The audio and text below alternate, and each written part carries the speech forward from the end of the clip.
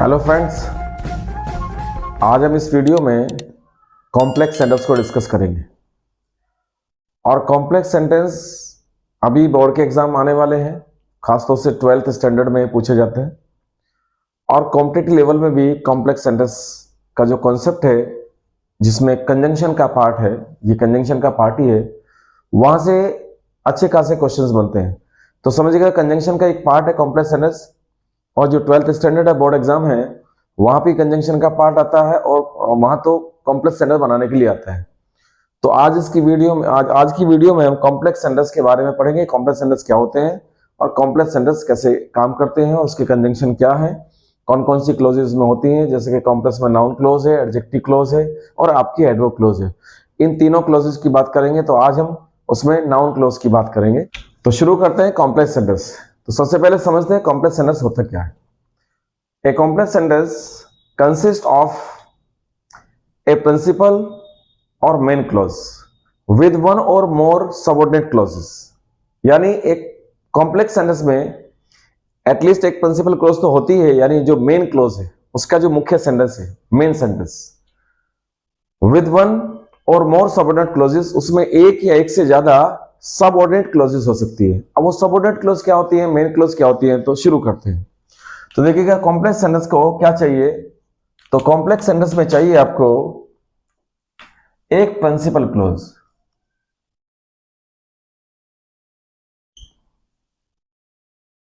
Principal close, इसे आप main close भी कह सकते हैं, और उसके साथ साथ एक आपकी सबऑर्डिनेट क्लोज, सब ऑर्डिनेट।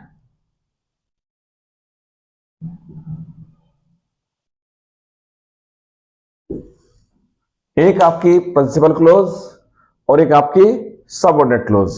यानी प्रिंसिपल क्लोज वही होती है जो आपकी मेन क्लोज है। मेन क्लोज, मेन क्लोज को कैसे पहचानेंगे, यानी वो क्लोज जो किसी दूसरी क्लोज पर डिपेंड नहीं होती, वो मेन क्लोज होती है, अपने आप में वो कंप्लीट सेंस रखती है। और सबऑर्डिनेट क्लोज वो होती है जो डिपेंड होती है किसके ऊपर, मेन क्लोज के ऊपर। तो अगर आप सबऑर्डिनेट क्लोज की बात करें तो सबऑर्डिनेट क्लोज को आप डिवाइड कर सकते हैं आपके तीन पार्ट्स में। एक होती है the noun close, number two होती है द एडजेक्टिव क्लोज, और नंबर थर्ड होती है आपकी द एडवर्ब क्लोज। क्लियर? तो देखिएगा, जब आप प्रिंसिपल क्लोज के साथ सबऑर्डिनेट क्लोज जोड़ेंगे तो प्रिंसिपल के साथ में एक बार द नाउन क्लोज को जोड़ना सीखेंगे, कॉम्प्लेक्स बनेगा। फिर एडजेक्टिव क्लोज सीखेंगे, एडजेक्टिव क्लोज क्या होती है और एडवर्ब क्लोज क्या होती है। जैसे कि इनके नाम से ही पता चल रहा होगा कि नाउन क्लोज है तो नाउन का काम ही करती होगी, और एडजेक्टिव क्लोज है तो एडजेक्टिव का काम करती होगी, और एडवर्ब है तो एडवर्ब का काम करती होगी। अब ये कैसे बनती है, इनके कंजंक्शन क्या है और वर्क कैसे करेंगे, तो इसमें अब आगे हम उस चीज को सीखते हैं। क्लियर है? तो प्रिंसिपल क्लोज में आपका कॉम्प्लेक्स सेंटेंस में आपको एक प्रिंसिपल क्लोज और एक सबऑर्डिनेट क्लोज चाहिए, और सबऑर्डिनेट क्लोज आपकी तीन तरह की होती है। क्लियर यहां तक? ओके।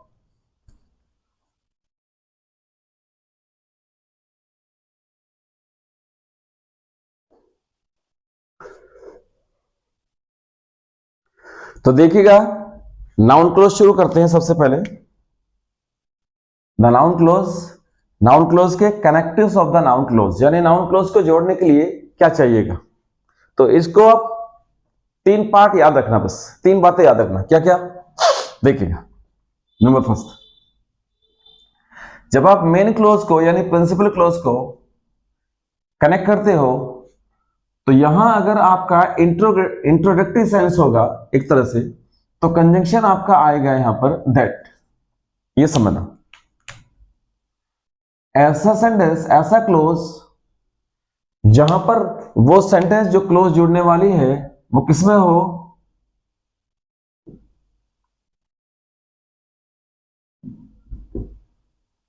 इंट्रोडक्टरी सेंस में हो।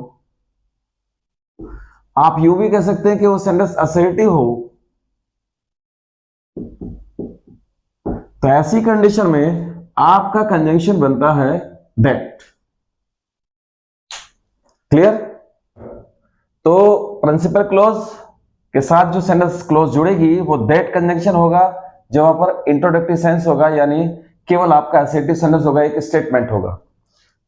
नंबर 2, आप प्रिंसिपल के साथ यहां पर कनेक्ट करेंगे किससे? Interrogative adverb. Interrogative adverb. Interrogative adverb क्या है मैं बताऊंगा अभी, लेकिन शर्त यह है कि जब वो कनेक्ट होगा तो यहां पर कोई भी एंटीसीडेंट नहीं होना चाहिए, याद रखना, नो एंटीसीडेंट। क्योंकि अगर आपका यहां पर एंटीसीडेंट आ जाता है तो फिर वो एडजेक्टिव क्लोज बन जाती है। अब वो पता नहीं है आपको आता है या नहीं आता है, लेकिन ये चीजें अगर आपको समझ में आ जाए तो फिर आप समझिएगा, बहुत इजीली से समझ सकते हैं। वो जो चांसेस है आपके एरर करने के, और आपके कॉम्पिटेटिव लेवल में भी एरर आते हैं यहाँ से कंजंक्शन से, तो वो इसलिए प्रॉब्लम करते हैं क्योंकि वो बेस कमजोर है। बेसिक चीज मैं बता रहा हूं कि ज्यादा डिफरेंस नहीं होता, नाउन क्लोज और एडजेक्टिव क्लोज में करीब करीब कंजंक्शन सेम होते हैं, लेकिन कुछ कंजंक्शन ऐसे हैं कि आपको समझ नहीं आएगा कब नाउन क्लोज है वो और कब एडजेक्टिव क्लोज है। तो मैंने आपको हिंट दिया है कि वो नाउन क्लोज बन जाएगा इंटरोगेटिव एडवर्ब से, बशर्ते कि वहां शर्त यह है कि वहां पर कोई भी एंटीसीडेंट नहीं होना चाहिए, नो एंटीसीडेंट। एंटीसीडेंट क्या होता है मैं बताऊंगा, कि वो यहां पर कोई नाउन या कोई प्रोनाउन दिया होता है जिसको वो रिलेट करता है। वो जब हम एडजेक्टिव क्लोज पढ़ेंगे जब बताऊंगा, लेकिन अभी समझ लीजिएगा कि यहां पर इससे पहले होना नहीं चाहिए। अगर होगा तो फिर वो एडजेक्टिव क्लोज बन जाएगी। वो इंटरोगेटिव एडवर्ब क्या है ये समझिएगा, वो कंजंक्शन ये, जैसे कि आपका वाई, व्हेन, वेयर, हाउ, ये आपके, और वेदर। वेदर इंटरोगेटिव एडवर्ब में चला जाता है, वेदर। और वेदर के प्लेस पे आप इफ भी लगा सकते हैं, वो मैं बताऊंगा कब वेदर आएगा कब इफ, लेकिन ये करीब करीब सेंस दोनों सेम ही रखते हैं। तो वहां अगर क्वेश्चन किया गया है इनसे तो फिर ये कंजंक्शन का काम करने लगते हैं, व्हाई, व्हेन, वेयर, हाउ और वेदर, और वेदर के प्लेस पे इफ भी आ जाता है। तो ये इंटरोगेटिव सेंटेंस को जोड़ने के लिए इंटरोगेटिव एडवर्ब होती है। और नंबर 3 देखिएगा, प्रिंसिपल क्लोज के साथ में आप जो सेंटेंस को कनेक्ट करेंगे, यहां भी शर्त यह है कि यहां कोई भी एंटीसीडेंट नहीं होना चाहिए, नो एंटीसीडेंट। कोई भी एंटीसीडेंट नहीं होना चाहिए यहां पर, वही नाउन प्रोनाउन। तो उसके बाद जो कंजंक्शन है आपका relative pronoun, RELATIVE, relative pronoun. Relative pronoun भी ये शर्त है, जैसे इंटरोगेटिव एडवर्ब से पहले आपका एंटीसीडेंट नहीं होता, ऐसे रिलेटिव प्रोनाउन से पहले एंटीसीडेंट नहीं होना चाहिए, यानी कोई नाउन प्रोनाउन नहीं होना चाहिए। अगर यहां पर कोई नाउन प्रोनाउन आ जाएगा तो वो एडजेक्टिव क्लोज बन जाएगा। तो रिलेटिव प्रोनाउन क्या है? रिलेटिव प्रोनाउन ये आपके हु, whom, whose, और आपका ये आपके हु, whom, whose, ये आपका रिलेटिव प्रोनाउन है। और इसके साथ साथ आपको which भी रिलेट करता है, ये आपके रिलेटिव प्रोनाउन में आते हैं। तो यहां एंटीसीडेंट नहीं चाहिए। दैट से दोबारा समझिएगा, दैट से इंट्रोडक्टिव सेंस होना चाहिए, असर्टिव सेंटेंस। जब वहां क्वेश्चन किया जाए इंटरोगेटिव एडवर्ब से तो वहां कोई एंटीसीडेंट नहीं होना चाहिए। व्हाई, व्हेन, वेयर, हाउ से जुड़ जाएगा सेंटेंस, वेदर भी होता है और इफ। और जब कोई एंटीसीडेंट नहीं होता तो वहां रिलेटिव प्रोनाउन भी आ जाते हैं, हु, whom, whose और which। ये आपका नाउन क्लोज है। अब ये कैसे फंक्शन करेगा वो भी मैं बताता हूं आपको, यहां तक देखिएगा एक बार। ओके, दैट से जोड़ने वाले जो फर्स्ट फंक्शन था आपका इंट्रोडक्टरी सेंस में, यानी असर्टिव सेंस को, अब देखिएगा कैसे होता है। सडे से ही इज ए प्लेयर, एक प्लेयर है, एवरीबडी नोज इट, हर कोई जानता है। हर कोई जानता है, कौन सी बात जानता है? ये ही इज ए प्लेयर। तो ये इंट्रोडक्टरी सेंस में है, एक आपको स्टेटमेंट दिया गया है, असर्टिव सेंटेंस है, इसमें कोई क्वेश्चन नहीं है। तो इसको आप कनेक्ट कैसे करेंगे? दैट से। तो सब कोई जानता है, कौन सी बात जानता है? ये वाली। तो बनाते हैं इस सेंटेंस को, एवरीबॉडी नोज, हर कोई जानता है। अब देखो एवरीबॉडी नोज इट, हर कोई जानता है इस बात को, तो ये आपका ये जो इट है ये आपका ऑब्जेक्ट है इस सेंटेंस का, इस वर्ब का। और क्योंकि ये सेंटेंस इधर आ जाएगा तो ऑब्जेक्ट बन जाएगा, इसलिए इट की अब जरूरत नहीं पड़ेगी क्योंकि इसी को बताने के लिए वो आया है। एवरीबॉडी नोज दैट से सेंटेंस को जोड़ देंगे आप, एवरीबॉडी नोज दैट, देखिएगा दैट इसका कंजंक्शन हो गया ये आपका दैट। अब क्या है वो, he is a player, a player.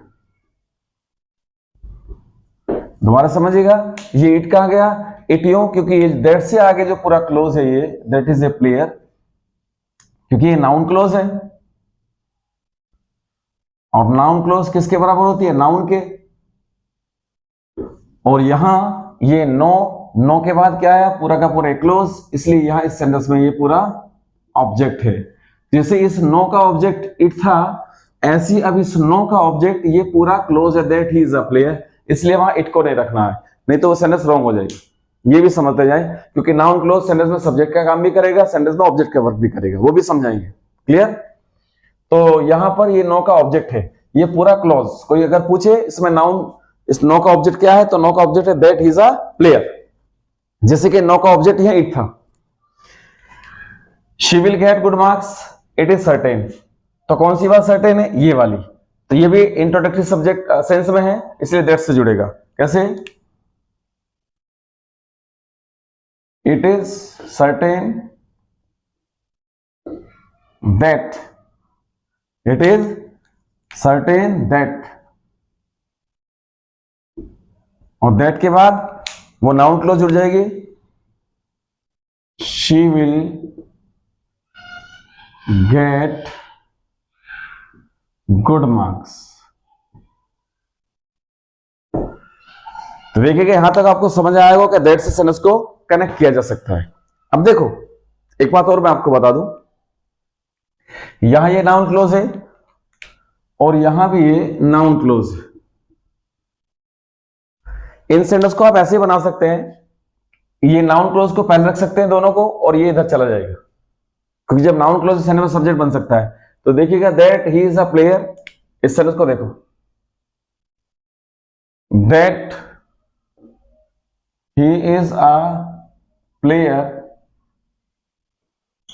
अब ये सेंटेंस में नाउन क्लोज इधर आ गया है, नाउन क्लोज किसके बराबर होता है, नाउन के, और यहां पर सेंटेंस में क्या बन गया, ये सब्जेक्ट बन गया है, ऐसे सब्जेक्ट, क्योंकि नाउन क्लोज एक्ट करता है नाउन की तरह। तो यहां पर ये नाउन का एक्ट कर रहा है, तो जब ये नाउन हो गया तो सेंटेंस में सब्जेक्ट हो गया। अब ये सब्जेक्ट को यहां क्या चाहिए, वर्ब चाहिए, यहां क्लोज नहीं चाहिए। तो that he is a player ऐसे नहीं कह सकते, that is a player everybody knows, गलत हो जाएगा, वर्ब चाहिए, और एवरीबॉडी नोज रख दोगे एवरीबॉडी आ जाएगा, तो यार सब्जेक्ट आ जाएगा, सब्जेक्ट तो पहले आ गया, तो इसको वर्ब रखो और पैसिव बनाओ, is known, is known to everybody, और नॉन के साथ पैसिव में आपको पता टू आता है। तो देखिएगा सेंटेंस दोनों सही हैं, everybody knows that he is a player, या that he is a player is known to everybody. अब ये समझ में आ गया होगा आपको, यहां सीधी वर्ब आई है क्योंकि सब्जेक्ट अपने साथ वर्ब लेता है। तो ये जो आपका नाउन क्लोज था यहां, that he is a player, यहां पर ये नाउन क्लोज पूरा सब्जेक्ट है, जैसे कि वहां ऑब्जेक्ट था, और उस सब्जेक्ट के बाद ही इसने वर्ब ली है, इसलिए वहां इट की जरूरत नहीं पड़ेगी। हाँ, अब ये आपको क्लियर हुआ होगा। क्या इसको भी कर सकते हैं ऐसे? बिल्कुल कर सकते हैं। देखिएगा इसको देखो, she will get good marks, it is certain, तो नीचे बना हुआ है, नीचे ये वाला, इसको भी बना सकते हैं आप ऐसे, it is certain that she will get good marks, तो बनाएगा that she will get good marks. Clear? अब यहां इट इज सर्टेन, तो इट की जरूरत नहीं पड़ेगी, सीधा क्या रखो, verb, is certain, is certain. तो यहां देखिएगा इसने वर्ब ली है, ये यहां तक पूरा नाउन क्लोज है,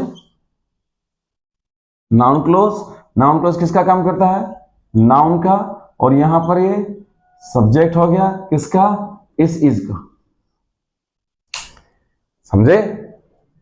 हाँ, इसलिए से नाउन क्लोज कहा जाता है। यहां तक क्लियर है? चलो आगे बढ़ते हैं। अब देखिएगा नंबर 2 फंक्शन, जो आपके इंटरोगेटिव एडवर्ब थी। इंटरोगेटिव एडवर्ब में देखिएगा, दे will come here, I do not know the time. अब देखिएगा टाइम है तो टाइम के लिए कंजंक्शन क्या होता है? व्हेन होता है। तो बनाते हैं दे विल कम हियर, वो यहां आएंगे, आई do not know the time. तो कैसे बनाएंगे? आई do not know the time. अब यहां समझना ध्यान से, ये तो आपकी प्रिंसिपल क्लोज हो गई। आपको पता प्रिंसिपल के बाद जो आपकी जुड़ती है नाउन क्लोज। हमने कहा इसमें एंटीसीडेंट नहीं होना चाहिए। अगर आपने इसको टाइम को यहां मेंशन कर दिया तो फिर ये एडजेक्टिव क्लोज बन जाएगी। तो आपको यहां नाउन क्लोज बनाने के लिए इस टाइम को यहां से हटाना पड़ेगा। उसमें लिखा था कि एंटीसीडेंट नहीं चाहिए इंटरोगेटिव एडवर्ब से पहले। हाँ, नहीं तो फिर वो रिलेटिव एडवर्ब बन जाएगी और वो बनाने नहीं है। तो इसलिए आई डू नॉट नो सीधा जोड़ो क्या? अब टाइम के लिए टाइम हटा तो टाइम के लिए कंजंक्शन क्या ले गए? When. I do not know when they will come here. They will come here. दोबारा समझ लीजिएगा, वहां केवल कॉम्प्लेक्स बनाने के लिए अगर आएगा तो कॉम्प्लेक्स आप बना देंगे। ये भी बन जाएगा आई do not know the time when they will come here, ये भी कॉम्प्लेक्स है। आई do not know when they will come here, ये भी कॉम्प्लेक्स है, लेकिन दोनों में फर्क है। अब जो बना है ये नाउन क्लोज बना है, अगर आपने द टाइम मेंशन कर दिया तो बन जाएगा एडजेक्टिव क्लोज। बस इतना फर्क है। क्लियर है? और यहां तक है ये आपका नाउन क्लोज। अब वही जैसे हमने पहले किया था, यहां पर नो, ये नो का ऑब्जेक्ट है, यहां वर्ब का ऑब्जेक्ट है, इसको सब्जेक्ट बनाया जा सकता है बिल्कुल। तो यहां से शुरू कर सकते हैं आप कि व्हेन दे विल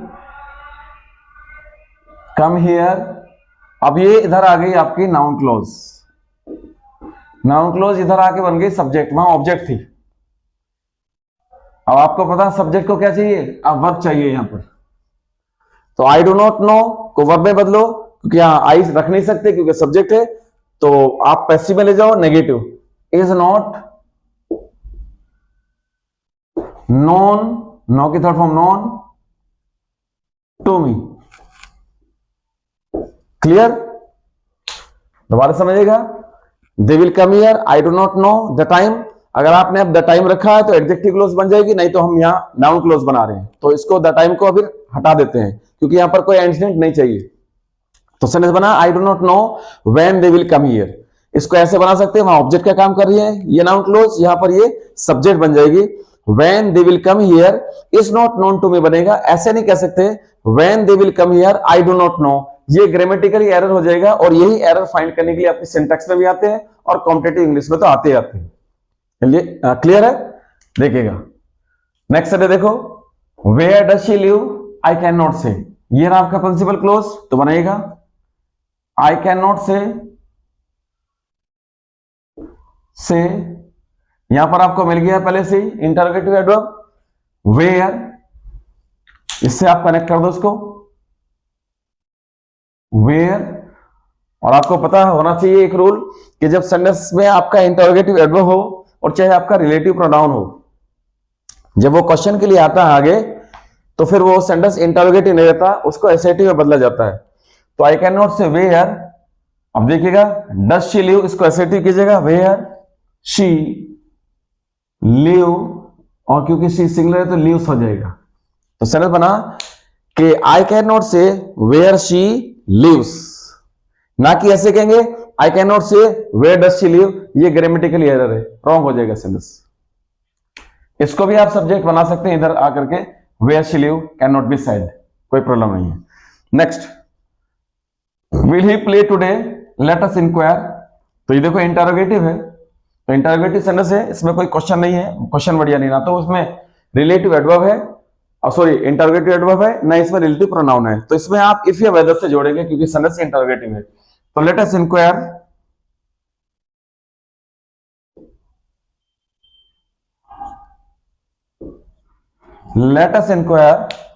वेदर, यहां पर आप इफ भी लगा सकते हैं, कोई प्रॉब्लम नहीं है। तो लेट अस इंक्वायर वेदर, इसको ऐसे ही करो, he will play today, he will play today. Clear? तो अब आप अगर ऐसे ही आप क्वेश्चन करते हैं तो फिर वेदर इफ से करते हैं, और वहां पर अगर इंटरोगेटिव एडवर्ब दी है तो उसी से क्वेश्चन कर लेते हैं हम। होप समझ गए होंगे यहां तक? Okay, next.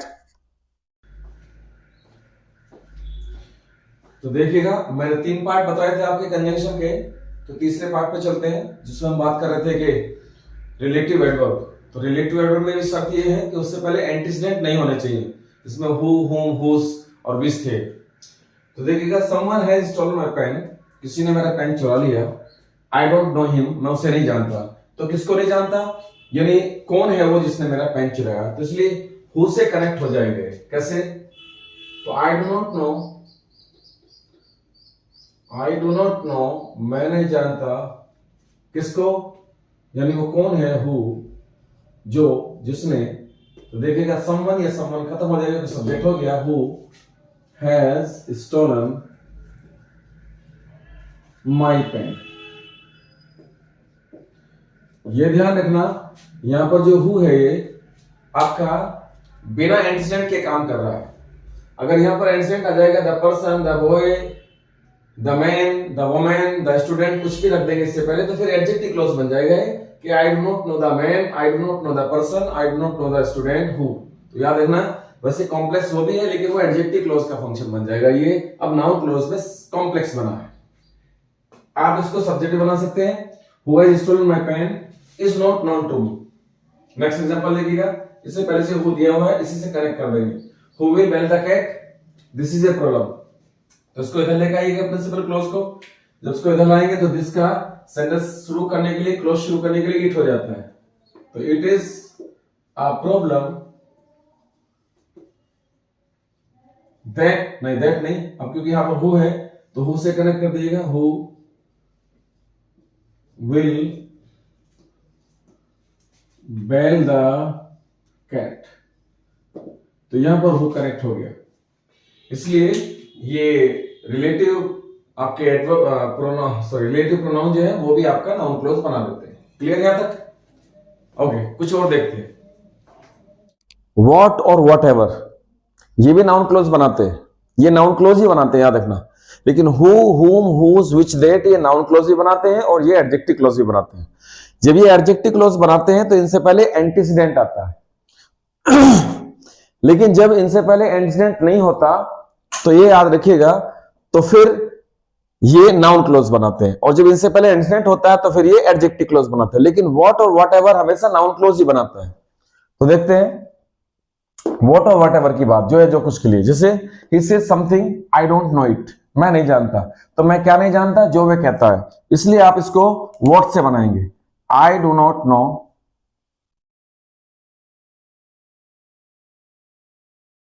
क्योंकि नाउन क्लॉज बनेगा, यहां इंसिडेंट नहीं है। आई डोंट नो, क्या नहीं जानते, जो वे कहता है, तो कुछ चला जाएगा जो कुछ में, तो जो कुछ के लिए आ जाएगा what, I don't know what. और व्हाट से शुरू हो गए नाउन क्लॉज, इसलिए इट की जरूरत भी नहीं पड़ेगी क्योंकि यहां नो का ऑब्जेक्ट इट है। अब यहां पर इस नो का ऑब्जेक्ट व्हाट से सेंटेंस शुरू होने वाला नाउन क्लॉज बन जाएगा। तो व्हाट ही सेज, जो कुछ वह कहता है। तो ये जो पूरा नाउन क्लॉज है ये पूरा आपका किसका, ऑब्जेक्ट का काम कर रहा है, क्योंकि ये नाउन क्लॉज है। जैसे कि इस नो का ऑब्जेक्ट इट है, ऐसे इस नो का ऑब्जेक्ट ये पूरा क्लोज है। आपको पता है सब्जेक्ट भी बनता है नाउन क्लॉज और ऑब्जेक्ट भी बनता है नाउन क्लॉज, और प्रीपोजिशन का ऑब्जेक्ट भी बन सकता है, जो नाउन काम करता है वही करता है। जैसे सेंटेंस देखते हैं एक, पे अटेंशन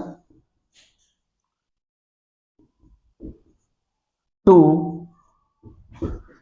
आई से तो मान लीजिए वहां आपको ऑप्शन मिले, सिंटेक्स में आते हैं, करेक्ट करने के लिए आते हैं, फिल करने के लिए आते हैं, तो उसमें ऑप्शन मिला आपको व्हाट, विच और दैट।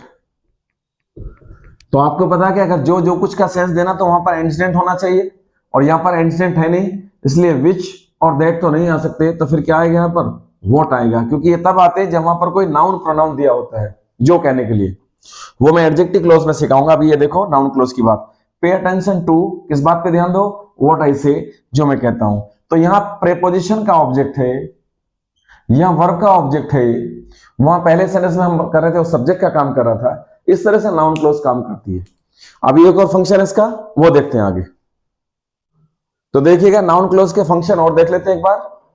नाउन क्लोज आपने देखा, अभी सेंटेंस बना रहे थे हम शुरुआत में ही, वीडियो के स्टार्टिंग में आपने देखा subject to a verb, verb का सब्जेक्ट बनाए, object to a verb, verb के ऑब्जेक्ट के रूप में इसने काम किया, तौर पर काम किया, वर्ब का ऑब्जेक्ट बन के आया। अभी भी सेंटेंस आपने देखा था। ऑब्जेक्ट टू ए प्रीपोजिशन, इससे पहले आपने प्रीपोजिशन का ऑब्जेक्ट देखा। और अभी नंबर 4 फंक्शन देखते हैं जो अलग से भी काम करता है, क्या, कॉम्प्लीमेंट टू ए वर्ब, किसी वर्ब का कॉम्प्लीमेंट बन जाता है। यानी जो नाउन काम करता है, ये समझिएगा, नाउन यानी जिसको आप समझते हैं नाउन, राम, मोहन, सोहन, मेरे, दिल, ये सब नाउन है, किसी का जो भी नेमिंग वर्ड है। तो जो काम नाउन करता है, सब्जेक्ट का काम, ऑब्जेक्ट का काम, कॉम्प्लीमेंट का काम, अपोजिशन का काम, वो सारे काम ये नाउन क्लोज यानी पूरा क्लोज करता है। क्लियर? तो देखिएगा कॉम्प्लीमेंट होता क्या, कॉम्प्लीमेंट वो होता है जो वर्ब के मीनिंग को पूरा करे। जैसे मान लीजिए सेंटेंस ये है, मान लो कोई भी सेंटेंस है, जैसे आई एम अ डॉक्टर। मान लीजिए ये कहा कि आई एम ए डॉक्टर, मैं एक डॉक्टर हूं। तो यहां देखिएगा ये अगर सेंटेंस में एम पे आपका रोक दूं तो ये सेंटेंस पूरा नहीं होगा, क्योंकि जो डॉक्टर है ये डॉक्टर इस एम के मीनिंग को पूरा कर रहा है। अगर ये डॉक्टर ना रखूं तो ये सेंटेंस कंप्लीट नहीं है। ऐसे ही जब वर्ब के मीनिंग को जो पूरा करता है वर्ड, उसको आप कॉम्प्लीमेंट कहते हैं। क्लियर? माई बिलीफ, मेरा बिलीफ है क्या, तो इसके मीनिंग को पूरा करने के लिए एक क्लोज आया एक, जैसे कि यहां डॉक्टर है दैट शी इज इनोसेंट, तो ये कॉम्प्लीमेंट है इज का। ऐसी एक सेंटेंस में दिस इज एग्जैक्टली क्या है, व्हाट आई एक्सपेक्टेड, जो मैं एक्सपेक्ट करता था। तो व्हाट आई एक्सपेक्टेड इसके मीनिंग को पूरा करने के लिए आया। लाइफ इज, लाइफ है क्या है, व्हाट वी मेक इट, जो हम इसको बनाते हैं वैसे जीवन बन जाता है। तो इसलिए इन वर्ब का कॉम्प्लीमेंट ये आगे नाउन क्लोज है। क्लियर? एक और फंक्शन इसमें नंबर 5, उसे पढ़ते हैं।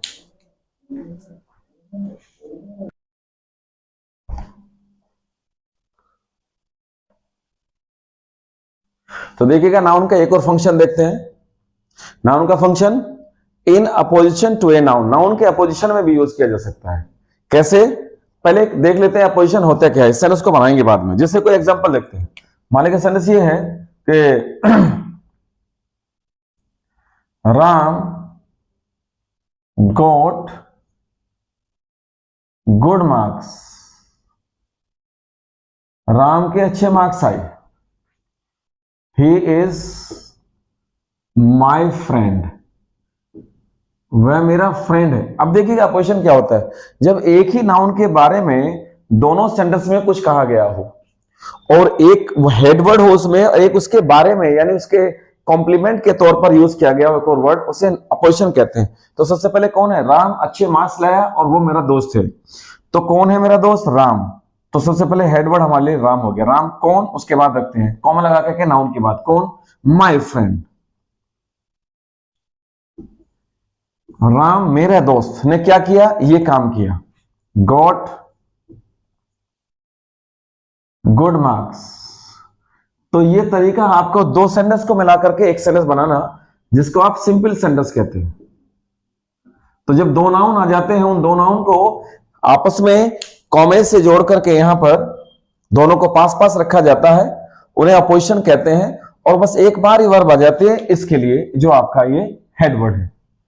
लेकिन अगर आपको वो दो क्लोज मिल जाए तो दो क्लोज को कैसे बना सकते हैं एक ही, तो उसे नाउन क्लोज में जोड़ सकते हैं आप दोनों को मिला करके। कैसे, अब यहां देखते हैं। ही हैड गॉन, वो चला गया है। The report prove to be true, यह रिपोर्ट सच हो गई है। तो क्या हो गई, सच रिपोर्ट। तो देखिएगा सेंटेंस शुरू करते हैं, क्या, द रिपोर्ट किस बात की, दैट की ही हैड गॉन क्या हो गई वो, prove to be true, to be true. अब देखिएगा इसमें एक खास बात देखो, राम ने क्या किया, गॉट गुड मार्क्स, राम के लिए वर्ब आई है और बीच में क्या है इसका, इसको बताने वाला एक वर्ड है, डिफाइन करने वाला, माय फ्रेंड। अब देखो the report prove to be true, तो आधा प्रिंसिपल क्लोज इधर है और आधे प्रिंसिपल क्लोज यानी मेन क्लोज इधर है, और बीच में उसे बताने के लिए कौन आया, नाउन क्लोज। आप इन दोनों सेंटेंस को ऐसे अपोजिशन से बना सकते हैं, इसको कहते हैं नाउन अपोजिशन में जाना। क्लियर, किसी नाउन के अपोजिशन में क्लोज बनाना। तो द रिपोर्ट किस बात की, that he had gone prove to be true, तो ये नाउन के फंक्शन है, यानी नाउन क्लोज के फंक्शन। तो noun clause acts as a noun, यानी जैसे जैसे नाउन काम करता है वैसी वैसी नाउन क्लोज भी काम करती है। नाउन अगर सेंटेंस में सब्जेक्ट बनता है तो पूरी की पूरी क्लोज सेंटेंस में सब्जेक्ट बन सकती है, क्योंकि नाउन के इक्वल है। नाउन अगर सेंटेंस में किसी वर्ब का ऑब्जेक्ट हो सकता है तो नाउन क्लोज भी सेंटेंस में ऑब्जेक्ट बन सकती है किसी वर्ब की। नाउन अगर प्रीपोजिशन का ऑब्जेक्ट होता ही है तो ये भी किसी प्रीपोजिशन का ऑब्जेक्ट बन सकता है, नाउन क्लोज। नाउन अगर कॉम्प्लीमेंट का काम करता है वर्ब का, तो फिर नाउन क्लोज भी कॉम्प्लीमेंट का काम करेगी, क्योंकि नाउन का काम करती है। जब नाउन क्लोज पड़ गया इसका नाम, तो नाउन का काम करती है। अगर नाउन अपोजिशन में रहता है तो फिर ये भी क्लोज अपोजिशन में हो सकती है। तो जितने फंक्शन नाउन के हैं वही फंक्शन नाउन क्लोज के हैं, यही नाउन क्लोज है। तो बस आपसे एक रिक्वेस्ट है, गुजारिश है कि ज्यादा से ज्यादा शेयर कीजिएगा वीडियो को, और शुरू से आखिर तक देखना, लाइक करना, कमेंट करना, सब्सक्राइब करवाना चैनल को ज्यादा से ज्यादा, और आपकी सपोर्ट की जरूरत है। और नेक्स्ट वीडियो में मिलते हैं, इसके आगे का फंक्शन जो एडजेक्टिव क्लोज हम पढ़ेंगे। तो बस आप देखते रहना, देखो बड़ी मेहनत से वीडियो बनती है, आपकी सपोर्ट की जरूरत है। ओके बाय, मिलते हैं नेक्स्ट वीडियो में। Okay, thank you.